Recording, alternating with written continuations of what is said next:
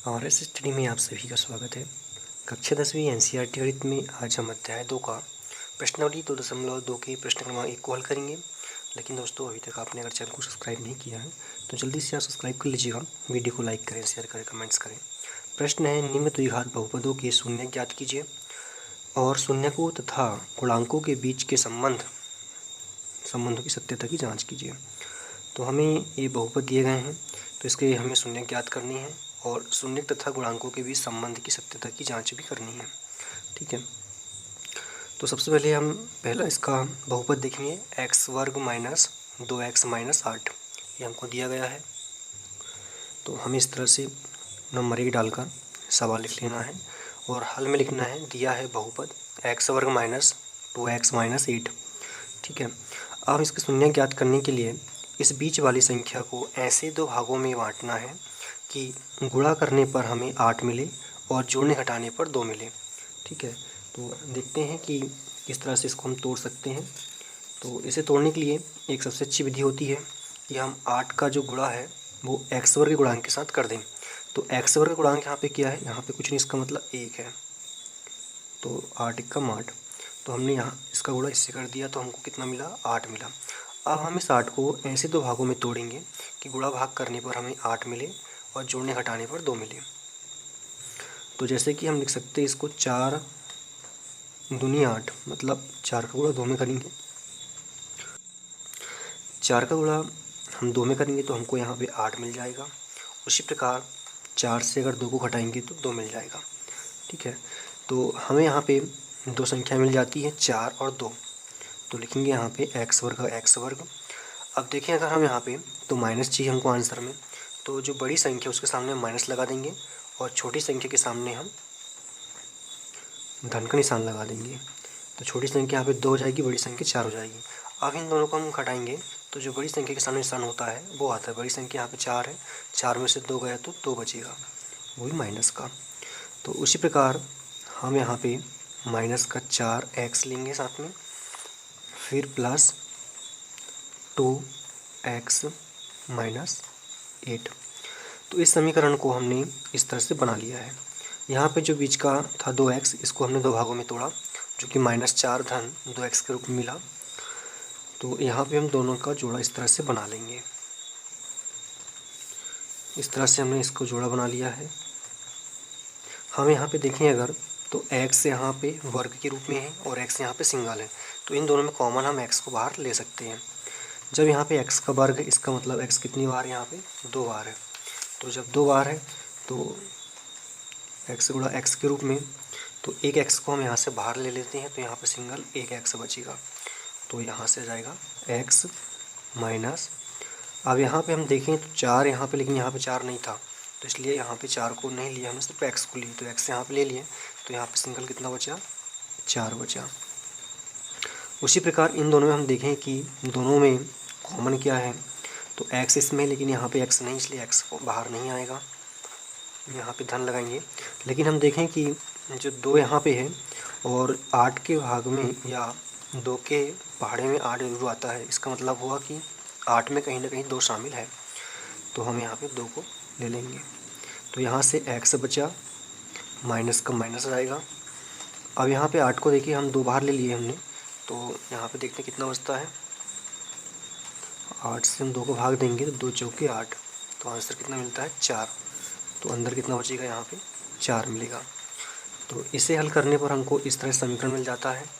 यहाँ पे दोनों कोष्ठक में समान संख्या होनी चाहिए। अगर यहाँ पे दोनों समान आ जाते हैं तो इसका मतलब हमारा सवाल सही है। ठीक है, अब x से यहाँ से लेंगे धन 2, ये वाला यहाँ पे ले लेंगे। फिर दूसरे कोष्ठक में ये 2 बार है, इसलिए इसको हम 2 बार लिखते हुए सिर्फ 1 बार लिखेंगे और इनकी सभी को शून्य के बराबर कर देंगे। चूँकि हमें शून्य ज्ञात करने हैं, इसलिए दोनों शून्य के बराबर हो जाएंगे।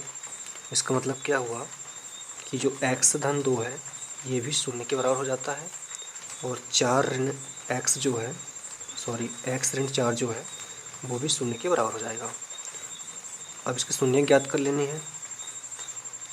x बराबर, अब इस 2 का पक्षांतर शून्य की तरफ होगा तो ये ऋण का 2 हो जाएगा।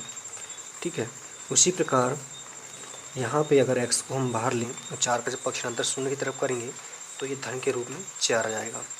तो हमें बहुपद के जो शून्यक -2 और धन के 4 के रूप में मिलते हैं। तो हम लिखेंगे यहाँ पे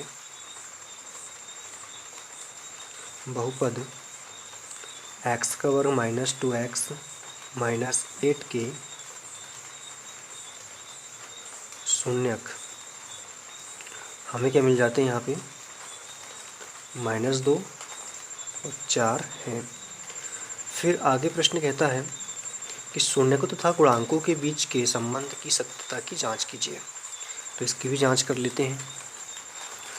तो आगे हमें यहाँ पे लिखना है शून्यकों तथा गुणांकों के बीच संबंध की सत्यता की जांच। तो जांच करने के लिए हम सबसे पहले देखते हैं कि जो बहुपद होता है, बहुपद को बनाने का जो फार्मूला होता है ये होता है x वर्ग धन bx धन c बराबर 0। एक ये फार्मूला होता है। तो हमें यहाँ पे जो बहुपद दिया है x वर्ग ऋण 2x ऋण 8, जब हम इसकी तुलना करेंगे यहाँ पे तो हमें यहाँ पे a, b और c के मान मिलेंगे। तो हम यहाँ पे देखें x का जो गुणांक है वो a के रूप में है और x की तुलना करें अगर तो यहाँ पे a के रूप में है, और यहाँ पे x का जो गुणांक है वो b के रूप में है और यहाँ पे c के रूप, यहाँ पे जो है c सिंगल है, यहाँ पे ये अचर राशि है। तो इन दोनों की तुलना करें तो a के बराबर है, हमें यहाँ पे कुछ नहीं है, इसका मतलब यहाँ पे 1 मिलेगा। जब b और 2 की तुलना करें तो b के बराबर हमें मिल जाएगा यहाँ पे -2 और c के बराबर है यहाँ पे -8 मिल जाएगा। ठीक है, तो उसी प्रकार हम यहाँ पे लिखेंगे कि x का वर्ग -2x ऋण 8 की तुलना ax का वर्ग धन bx ऋण धन c बराबर 0 से करने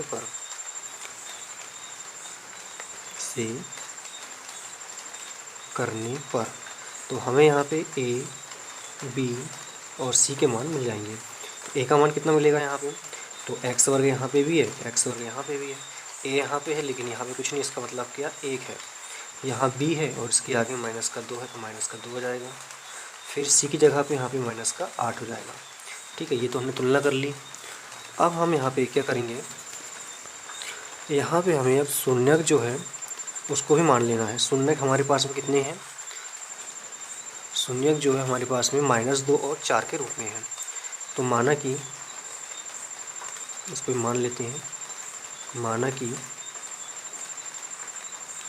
शून्यक अल्फा तथा बीटा है। ठीक है, ये हमने मान लिया है। तो यहाँ पे जो अल्फ़ा का मान है, यहाँ पे जो अल्फ़ा का मान है -2 हो जाएगा ये वाला, और बीटा का जो मान है वो यहाँ पे 4 हो जाएगा। ठीक है, तो इस तरह से हमने सब कुछ मान लिया है यहाँ पे। अब इसके बाद में क्या करेंगे, हमें यहाँ पे शून्यकों तथा गुणांकों के बीच संबंध स्थापित करना है। तो हमने परिचय वाली वीडियो में पढ़ा था कि शून्यकों का जो योगफल होता है अल्फ़ा प्लस बीटा के रूप में होता है और ये बराबर होता है -b/a के रूप में, या ये -x का गुणांक बटे x वर्ग का गुणांक के रूप में होता है। तो यही संबंध को हमें दर्शाना है। और अगर हम गुणनफल की बात करें तो अल्फ़ा इंटू बीटा का मान होता है c/a बराबर अचर पद बटे x वर्ग का गुणांक। तो यहाँ पे हम पहले शून्यकों का योगफल दर्शा लेते हैं। तो ये हो जाएगा शून्यकों का योगफल। अब जो योगफल है वो अल्फ़ा प्लस बीटा के रूप में होता है बराबर, अब यहाँ पे हम देखें तो x वर्ग गुणांक बटे -x गुणांक बटे x वर्ग गुणांक भी लिख सकते हैं, लेकिन हमने यहाँ पे a b c के रूप में तुलना करके निकाल लिया है, इसलिए हम यहाँ पे सिर्फ -b बटे a के रूप में लिखेंगे। ठीक है, ये दोनों एक ही चीज़ है। तो इन दोनों के मान सेम आने चाहिए। तो अल्फ़ा का मान हमारे पास में कितना है -2, प्लस का प्लस आएगा, बीटा का मान कितना है 4 बराबर -b का मान कितना है, तो यहाँ पे देखें अगर हम तो ये माइनस का माइनस रहेगा और b का मान -2 है, ठीक है, यहाँ कन्फ्यूज़ होने की बिल्कुल ज़रूरत नहीं है। माइनस लगा है तो माइनस आएगा, लेकिन सिर्फ बी का मान यहाँ पे -2, इसलिए कोष्टक में -2 जाएगा बटे ए का मान कितना है 1 है, तो यहाँ पे 1 आ जाएगा। ठीक है, उसके बाद हल करने पर यहाँ पे असमान चिन्ह है, इसका मतलब क्या हुआ, असमान चिन्ह इसका मतलब ये हुआ कि आपस में क्या हो जाएंगे, घट जाएंगे। तो यहाँ पे शेष रह जाएगा कितना, 2। अब धनात्मक का ऋणात्मक का बड़ी संख्या के सामने धन है तो ये धन का ही रहेगा, बराबर ये माइनस का गुणा इस माइनस के साथ होगा तो प्लस हो जाएगा, और ये 2 का 2 आ जाएगा। अब इसके बटे में 1 है तो 1 लगा लेते हैं, इसके बटे कुछ नहीं है, इसका मतलब भी क्या होता है, 1 ही होता है। ठीक है, इसके बटे में 1 हो जाएगा, इसके बटे कुछ नहीं, इसका मतलब भी 1 हो जाएगा। तो दोनों संख्या यहाँ पे हमको समान मिल जाती है। अब शून्यकों का गुणनफल देख लेते हैं। शून्यकों का गुणनफल, तो शून्यकों का गुणनफल अल्फ़ा इंटू बीटा के रूप में होता है। ठीक है, और इसका मान क्या होता है, C/A के रूप में होता है। तो अल्फ़ा का मान कितना हमारे पास में -2, और इसका बीटा का मान 4। C का मान हमने निकाला था -8, और A का मान निकाला था 1। तो देखते हैं यहाँ पे कितना मिलता है, 4 दूनी के 8 हो जाएगा, और ये माइनस का ये माइनस, और यहाँ से 8, ये इसके नीचे 1 लगा देंगे, और इसके नीचे कुछ नहीं है तो यहाँ पे 1 ही होता है। अगर किसी संख्या के हर में कुछ संख्या नहीं है तो वहाँ पे 1 माना जाता है, तो ये दोनों संख्या भी सम माना जाती है। तो इससे क्या सिद्ध हो जाता है, तो इससे दोनों स्थिति के संबंध में सत्यता हो जाती है। तो हम लिख सकते हैं यहाँ पे, ठीक है, इसके नीचे लिखना है तो मैं यहाँ से लिख देता हूँ कि हम यहाँ पे लिख सकते हैं दोनों स्थिति में संबंध सत्य है। दोनों स्थिति में संबंध जो है सत्य है। ठीक है, और ये हमको दर्शाना था। तो इस तरह से इसका स्क्रीनशॉट आप लेना चाहें अगर तो ले सकते हैं, और इसका जो अगला सवाल है वो अगली वीडियो में हल करेंगे। इस तरह से, धन्यवाद।